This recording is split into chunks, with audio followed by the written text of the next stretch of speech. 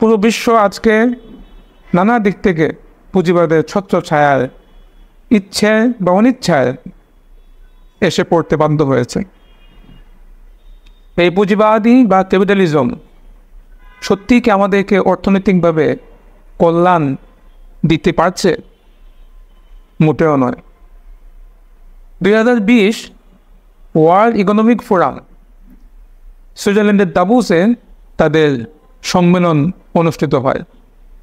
প্রতি বছর গোটা করে এই প্রতিষ্ঠান অর্থনীতি বিষয়ে আন্তর্জাতিক সম্মেলন করে থাকে। 2020-এ যে সম্মেলন হয়েছে সেই সম্মেলনে সেখানে এডেলম্যান ট্রাস্ট ব্যারোমিটার তারা একটি জরিপ সেখানে প্রকাশ করেছে।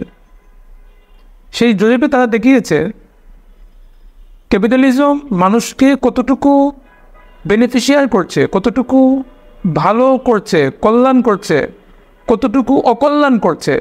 এ বিষয়ে এই প্রতিষ্ঠান 28টি দেশে জরিপ চালিয়েছে। এই দেশগুলো পশ্চিমা বিশ্বের প্রায় সবগুলো দেশ এর মধ্যে অন্তর্ভুক্ত। আমেরিকা, ব্রিটেন, সুইজারল্যান্ড, বিভিন্ন দেশ এর মধ্যে অন্তর্ভুক্ত। আমাদের পার্শ্ববর্তী দেশ ইন্ডিয়াও এই জরিপের মধ্যে ছিল। 28টি দেশে জরিপ করা হয়েছে ক্যাপিটালিজম মানুষকে কতটুকু কল্যাণ দিচ্ছে, কতটুকু অকল্যাণ দিচ্ছে।